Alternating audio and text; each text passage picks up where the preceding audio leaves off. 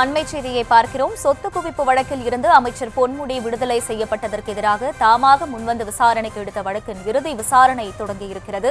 விவரங்களை செய்தியாளர் மதியழகன் வழங்க கேட்கலாம். மதியழகன் வணக்கம். இந்த வழக்கின் இறுதி விசாரணை தொடங்கியிருக்கும் நிலையில் என்னென்ன வாதங்கள் முன்வைக்கப்படுகின்றன? முழு விவரங்கள் என்ன?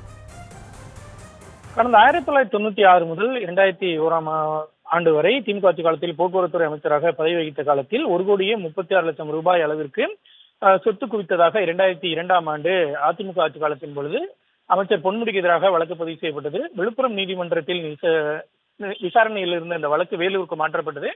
வழக்கை விசாரித்த வேலூர் நீதிமன்றம் குற்றச்சாட்டுகள் நிரூபிக்கப்படவில்லை என கூறி பொன்முடி மற்றும் அவரது மனைவி விசாலாட்சியை விடுதலை செய்து தீர்ப்பளித்தது. இந்த தீர்ப்புக்கு எதிராக சென்னை உயர்நீதிமன்ற நீதிபதி என் ஆனந்த் வெங்கடேஷ் தாமாக முன் வந்து வழக்கை விசாரணைக்கு எடுத்திருந்தார்.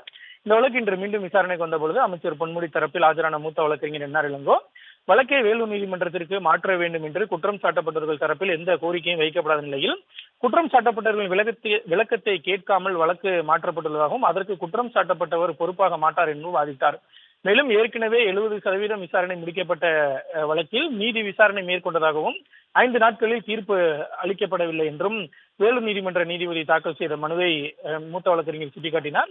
இதனையடுத்து ஒரு மாவட்டத்தில் உள்ள வழக்கை அந்த மாவட்டத்தின் நிர்வாக நீதிபதிகள் வேறு மாவட்டத்திற்கு மாற்ற முடியுமா?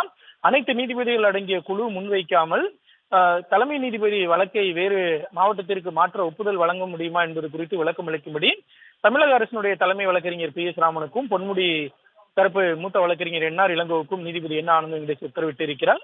வழக்கை வேறு மாவட்டத்திற்கு மாற்ற முடியும் என்றால் தாமாக முன்வந்து விசாரணைக்கு எடுத்த இந்த வழக்கில் மேற்கொண்டு எந்த விசாரணையும் நடத்த முடியாது என்றும் 5 நாட்களில் தீர்ப்பளித்தார் என்பதற்காக மட்டுமே அந்த தீர்ப்பை ரத்து செய்ய முடியாது என்றும் தெரிவித்த நீதிபதி வழக்கினுடைய விசாரணையை ஏப்ரல் 17ஆம் தேதிக்கு ஒத்திவைத்தார்.